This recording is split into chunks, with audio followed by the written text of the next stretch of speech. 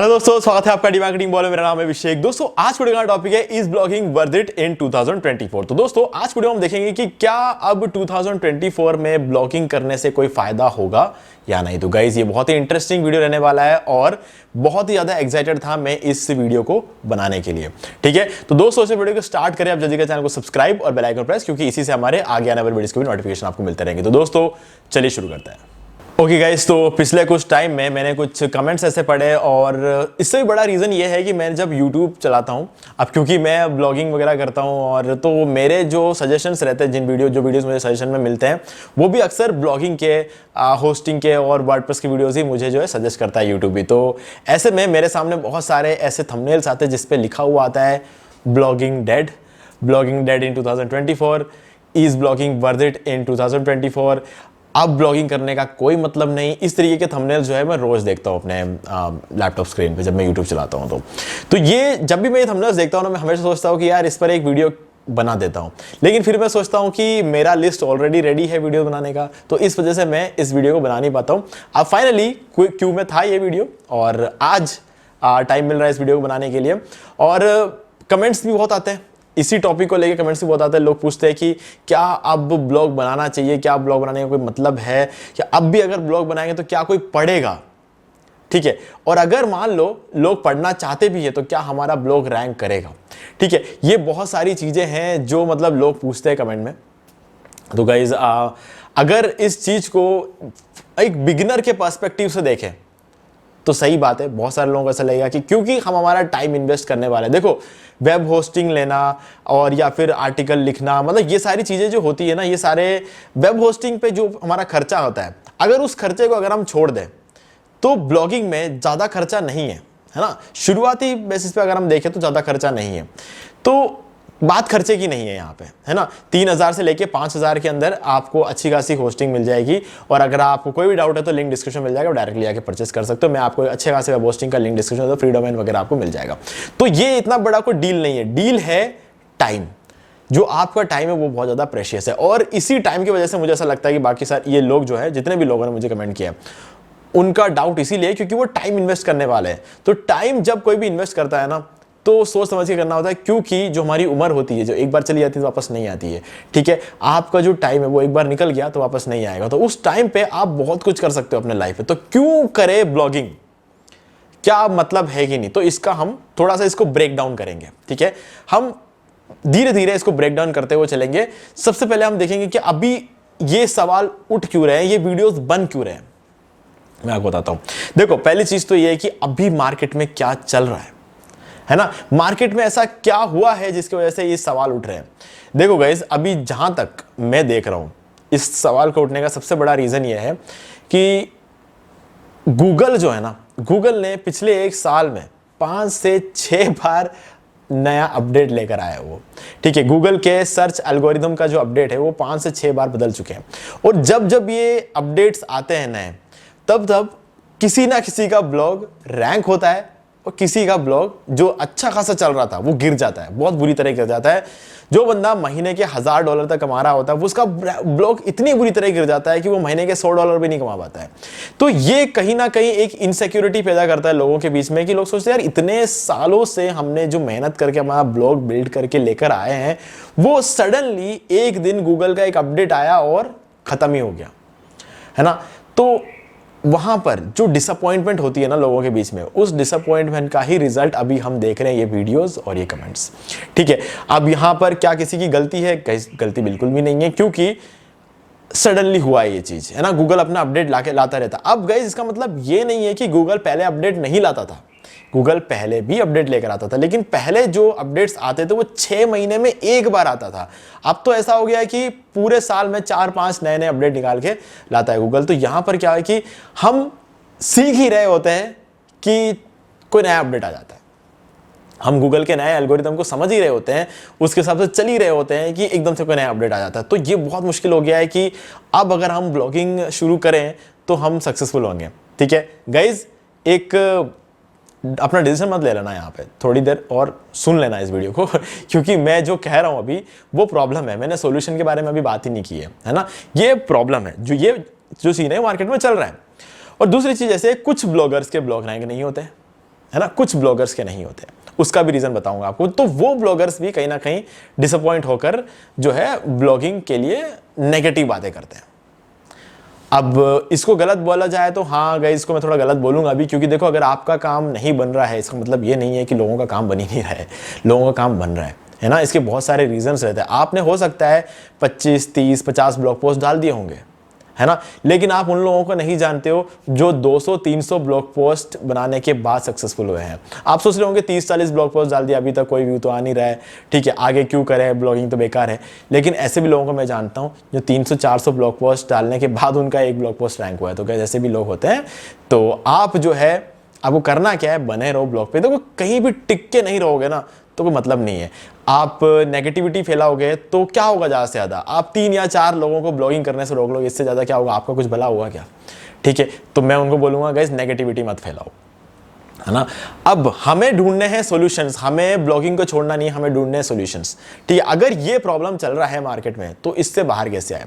देखो Google updates definitely एक problem है, लेकिन गाइस गूगल को ब्लॉगर्स चाहिए, ये भी एक सच्चाई है। गूगल ये नहीं सोचता कि हम अपडेट्स लाएंगे और ब्लॉगर्स को खत्म कर देंगे। अगर ब्लॉगर्स नहीं रहे तो गूगल का काम क्या है फिर, है ना। क्योंकि अगर आज के डेट में एआई के पास सारा नॉलेज है, अगर एआई से पूछोगे तो एआई सब कुछ बता देगा। तो ब्लॉगर्स तो चाहिए गूगल के सर्वाइवल के लिए, नहीं तो गूगल ही खत्म हो जाएगा अगर ब्लॉगर्स नहीं होंगे तो गूगल ये नहीं चाहता कि ब्लॉगर खत्म हो, गूगल ये चाहता है कि खराब ब्लॉगर्स ना आ जाए, है ना। ब्लॉगर्स ना होने से ज्यादा दिक्कत तब होती है जब खराब ब्लॉगर्स होते हैं, है ना, तो वो ज्यादा दिक्कत क्रिएट करते हैं। क्योंकि देखो क्या होता है, स्पैमर्स बहुत होते हैं, सबके पास अपना एक प्रोडक्ट होता है बेचने के लिए। अब उस प्रोडक्ट को बेचने के लिए वो कुछ भी करेंगे। प्रोडक्ट अच्छा हो तो बेचो, कितना बेचो क्या फर्क पड़ता है, लेकिन जब प्रोडक्ट खराब हो ना तब बहुत दिक्कत आती है।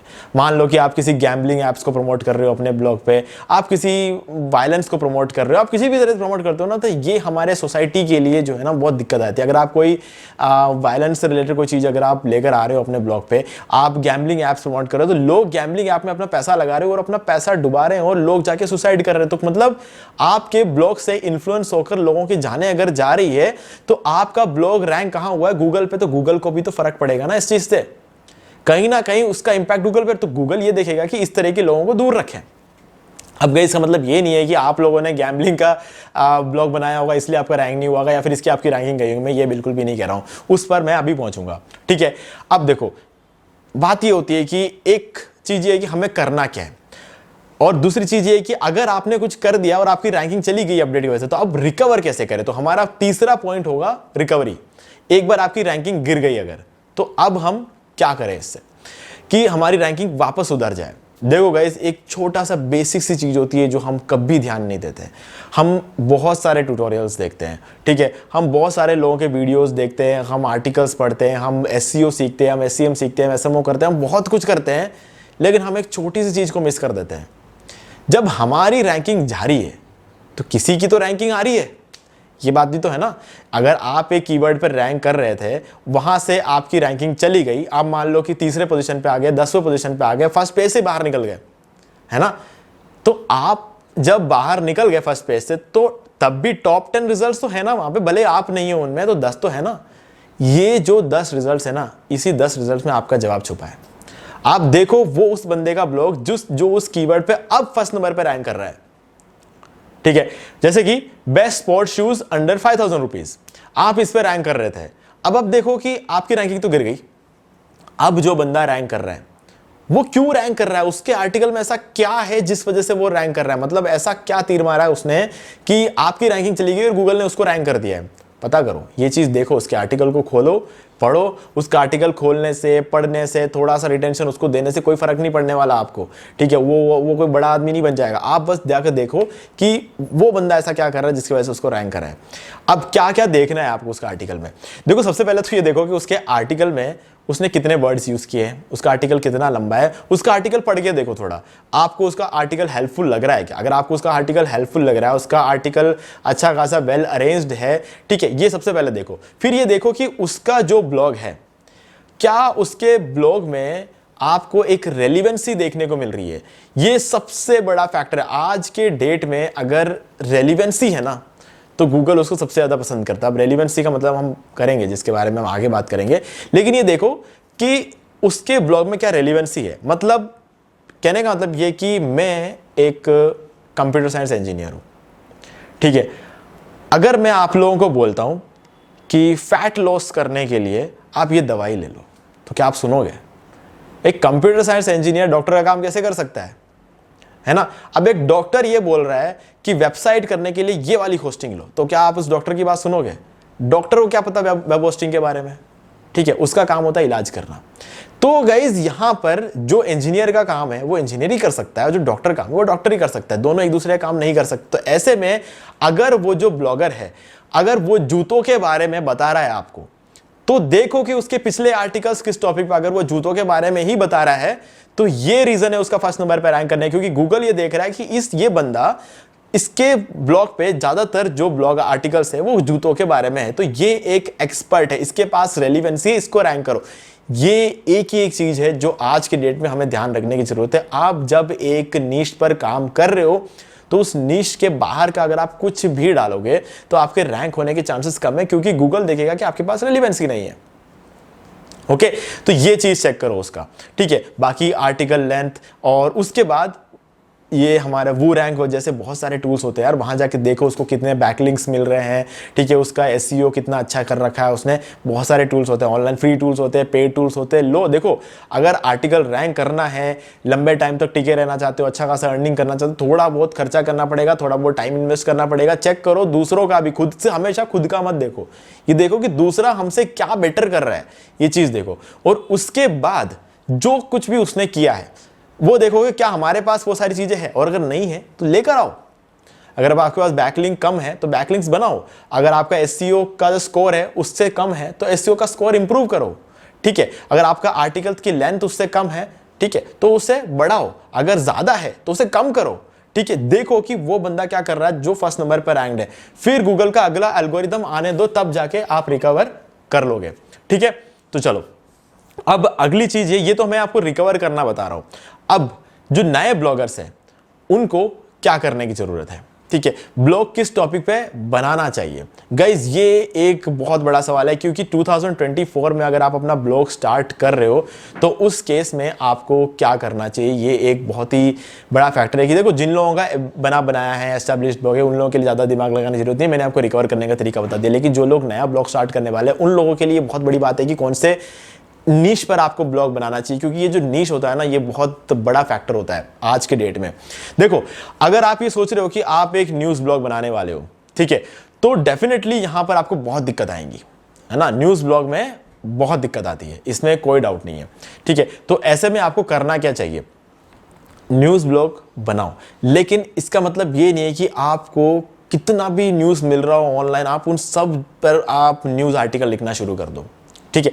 आप ये देखो, आपका जो लोकल न्यूज़ है, मतलब आप जिस भी जगह पर रह रहे हो, आप उस लोकल न्यूज़ के बारे में बताओ, एक पर्टिकुलर न्यूज़ के बारे में बताओ। जैसे कि अगर आप स्पोर्ट्स में इंटरेस्टेड हो तो आप स्पोर्ट्स के न्यूज़ के बताओ, लेकिन उसके अंदर भी आप एक पर्टिकुलर स्पोर्ट को पकड़ लो, ठीक है। अगर पर्टिकुलर स्पोर्ट्स को पकड़ना, जैसे कि मान लो क्रिकेट को हमने उठा लिया, तो क्रिकेट भी एक बहुत बड़ा निश है ना। तो अब उसके न्यूज़ अगर आप लिखना शुरू करते हो तो वो भी एक बहुत बड़ा निश है ना, कंपटीशन बहुत ज़्यादा है। तो आप एक खिलाड़ी को उठा लो, ठीक है। अभी फॉर एग्जांपल हमने देखा जो हमारा चहल है और संजू सैमसन है, इनको वर्ल्ड कप के लिए लेके गए और उनको एक मौका तक नहीं दिया, है ना। तो इस तरीके के जो न्यूज़ होते हैं ना, ये हर खिलाड़ी के साथ कुछ ना कुछ चल रहा होता है। पता करो, उस पर अपना आर्टिकल लिखो। अब आपने नीश को थोड़ा छोटा कर दिया। छोटा करने की वजह से आपका कंपटीशन कम होगा। जब आपका कंपटीशन कम होगा ना, तो गूगल के पास दूसरा ऑल्टरनेट है ही नहीं कि वो आपको हटाए और उसको फर्स्ट नंबर पर डाले। आप ही उसके पहले और आखिरी चॉइस हो, ठीक है। तो ऐसे में आपको वो हमेशा रैंकिंग में रखेंगे। तो ये इसका एक सही आंसर होगा अगर न्यूज़ ब्लॉग आप बनाते हो तो। अब यही चीज़ आपको हर जगह करना है। आप जब भी कोई भी नीश उठाना, आप एक माइक्रो नीश उठाओ, ठीक है। अभी जैसे कि मान लो कि आपको फोटोग्राफी के बारे में जो है आर्टिकल्स लिखना है। अब फोटोग्राफी एक बहुत बड़ा नीश है, कंपटीशन बहुत ज़्यादा है, तो आप क्या करोगे, फोटोग्राफी को आप ब्रेक डाउन करना शुरू करोगे। फोटोग्राफी कैसे कैसे हो सकती है, ठीक है, उन सब चीज़ों को ब्रेक डाउन करो। फोटोग्राफी के डिवाइस, फिर उस फोटोग्राफी को करने के लिए डिवाइसेस यूज़ होते हैं। DSLR हो सकता है, मिररलेस कैमरास हो सकते हैं, मोबाइल फोन्स हो सकते हैं, एक्शन कैमरास हो सकते हैं, ठीक है, इंस्टा 360 जैसे 360 डिग्री कैमरास हो सकते हैं, बहुत सारे होते हैं। उस एक पर्टिकुलर कैमरा के ब्रांड को पकड़ो, ठीक है, फिर उसके अंदर जो मॉडल्स है उनको पकड़ो, इस तरीके से उस नीश को ब्रेक डाउन करो तो आपको माइक्रो नीश बन के सामने आएगा। जब माइक्रो नीश आएगा तो बहुत कम लोग ऐसे होंगे जो उस पर आर्टिकल्स लिखते होंगे, ठीक है। तो आपको आउटरैंक करेगा अगर गूगल, तो फर्स्ट नंबर पे लाएगा किसको, क्योंकि है ही नहीं ज्यादा लोग, ठीक है। तो ऐसे में ये चीज आपको देखना है, ये नए ब्लॉगर्स ये काम कर सकते हैं। अब ये चीज हो गई माइक्रो निश की। अब गाइस मान लो कि आप ज्यादा लिख नहीं सकते, मतलब आपको ऐसा लगता है कि नहीं मैं इतने ज़्यादा आर्टिकल्स, लंबे लंबे आर्टिकल्स तो नहीं लिख पाऊंगा, तो गाइज आप कुछ ऐसे साइट्स बनाओ जहां पर आपको लिखना ना पड़े ज़्यादा। जैसे कि इमेजेस वाली मत बना देना, मतलब आप इमेज डाल रहे हो उस पर, आप आर्टिकल ही नहीं है, पढ़ने के लिए कुछ है ही नहीं, लोग उसमें आएंगे, आप गूगल उसको सीधे आउटरैंक कर देगा। इमेजेस वाले के चक्कर में मत जाना। अगर इमेजेस के बारे में अगर कुछ हो उसमें भी कुछ और लिखने की कोशिश करना। अगर सिर्फ इमेजेस ही आप भर रहे हो तो कोई मतलब वाली बात नहीं है। आपको देखना है कि आप टूल्स का ब्लॉग बना सकते हो, टूल्स वेबसाइट बना सकते हो। टूल्स वेबसाइट मतलब ऐसे टूल्स बनाओ जिसका लोगों को कुछ यूज हो, ठीक है। अभी जैसे कि मान लो कि मुझे कोई गवर्नमेंट फॉर्म भरना है, तो मेरा जो पासपोर्ट साइज फोटो होगा ना, तो मुझे वहां पर उस फॉर्म में डालना है। अब जब मैं फॉर्म में उस फोटो को अपलोड करने जाऊंगा तो उस फोटो की साइज बहुत ज्यादा होगी, तो अब मुझे उस फोटो की साइज कम करनी है। कैसे कम होगी? ऑनलाइन टूल्स होंगे जिसमें वो साइज कम हो। तो मैं क्या करूंगा, इमेज साइज रिड्यूसर, ठीक है, how to reduce image size, ऐसा ये मैं टाइप करूंगा तो इस तरीके के जो ब्लॉग होंगे वो सामने आएंगे जिसके अंदर टूल्स होंगे, रिड्यूस इमेज साइज। तो वहां पर जो टूल्स वाली वेबसाइट होगी उस पर बहुत ज्यादा ट्रैफिक आता है, इमेजिन भी नहीं कर सकते इतना ट्रैफिक आता है, ठीक है।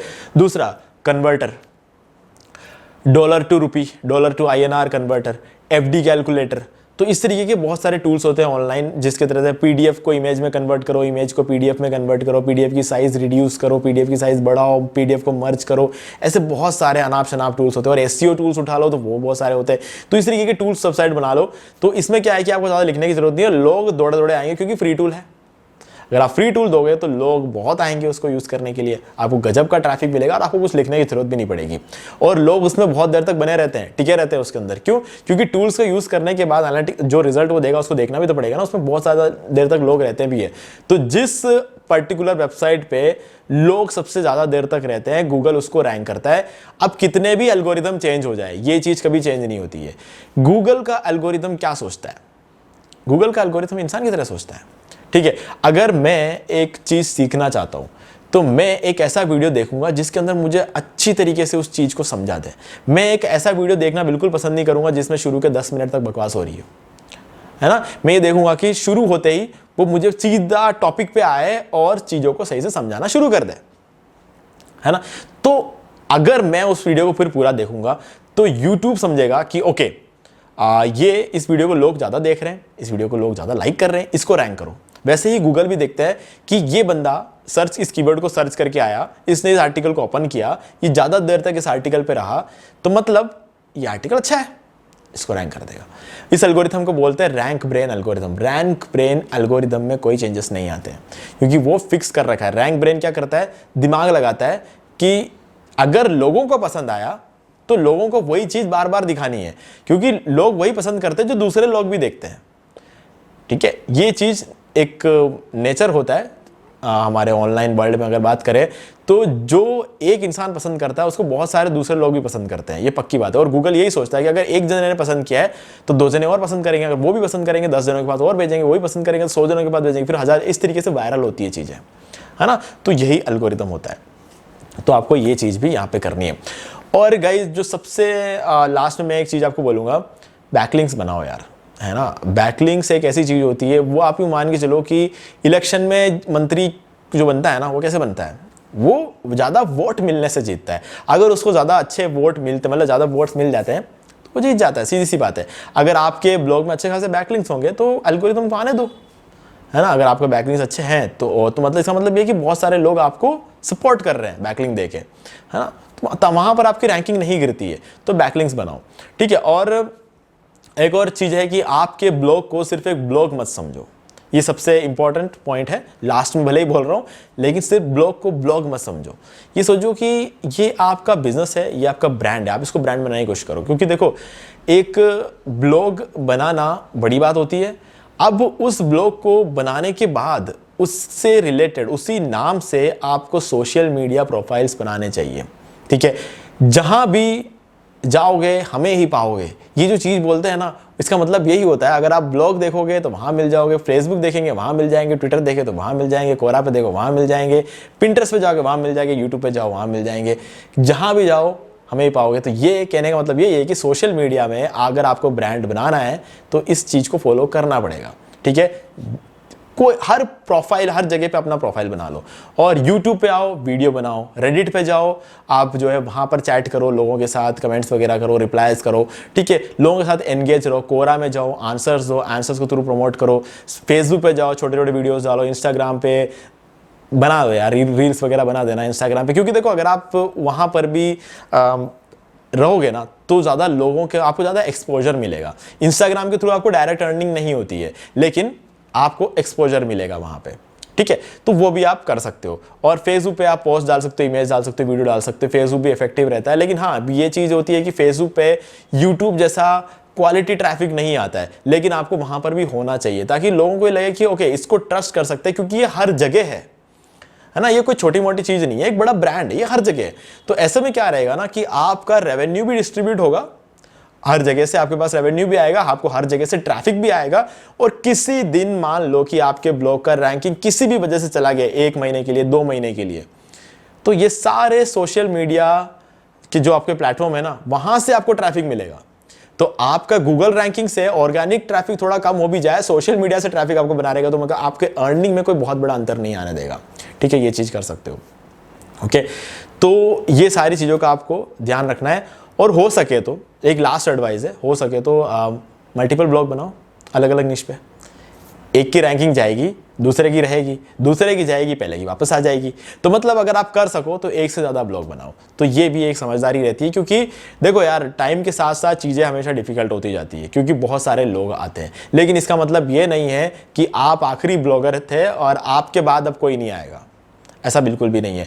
आज हो सकता है आपने 12th पास किया होगा, ठीक है, आज जो बच्चा 7वीं में पढ़ रहा है ना, वो 5 साल बाद 12th में पढ़ेगा। आप आखिरी नहीं हो जो 12th में पढ़ रहा है। ठीक है, तो वैसे ही आपने 12th में आने के बाद ब्लॉगिंग करने का सोचा होगा, ये 7वीं का जो बच्चा वो पढ़ रहा होगा ना, वो भी 12th में आने के बाद ब्लॉगिंग करने का सोचेगा, है ना। तो ये तो साइकिल है, लाइफ साइकिल है, चलता रहेगा। टाइम आने पे हर बंदा उस पर्टिकुलर चीज़ के बारे में सोचता है।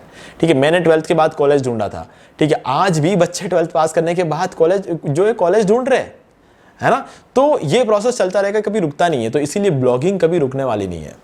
सो गाइज, यही था सारा कंक्लूजन कि ये सारी चीज़ों को आप अच्छी तरीके से अगर फॉलो करोगे तो आपको कोई दिक्कत नहीं आएगी। बाकी गाइज एक देख लेना, अगर अच्छी जगह से आप होस्टिंग ले लेते हो तो आपको बहुत ज़्यादा सपोर्ट मिलता है। क्योंकि गाइज क्या होता है, कुछ होस्टिंग आपको CDN प्रोवाइड कराते हैं, तो वही मैंने आपको सजेस्ट किया, तो आपकी वेबसाइट की स्पीड को 25 गुना डायरेक्टली बढ़ा देता है। तो गूगल को भी जो वेबसाइट्स जिनकी स्पीड अच्छी होती है ना, उसको वो गूगल भी पसंद करते हैं। तो आप इस चीज़ को फॉलो कर सकते हो। तो दोस्तों, मुझे उम्मीद है कि आपको सारी चीज़ें क्लियर हो गई होंगी। फिर भी कोई डाउट है तो कमेंट करके पूछ सकते हो। वीडियो पसंद लाइक जरूर कर दे, चैनल को सब्सक्राइब करके बेल आइकन प्रेस कर ले, क्योंकि इसी से हमारे आगे आने वाले वीडियो के नोटिफिकेशन आपको मिलता रहेगा। तो दोस्तों, आज वीडियो सिर्फ इतना ही, देखने के लिए आपका बहुत बहुत धन्यवाद। तो दोस्तों, मुझे उम्मीद है कि आपको ये वाला वीडियो अच्छा लगा होगा। अब यहाँ पर 2 और वीडियोस जिनको आपको जरूर देखना चाहिए, इनको देखने के बाद आपको वर्डप्रेस से रिलेटेड जितने भी क्वेरीज है वो और भी ज्यादा क्लियर हो जाएंगे। और गाइस, अगर आपको ये वाला वीडियो लाइक जरूर कर दो, चैनल को सब्सक्राइब करके बेल आइकन जरूर प्रेस कर ले, क्योंकि इसी से हमारे आगे आने वाले वीडियोस के नोटिफिकेशन आपको मिलते रहेंगे। तो दोस्तों, आज वीडियो में सिर्फ इतना ही, देखने के लिए आपका बहुत बहुत धन्यवाद।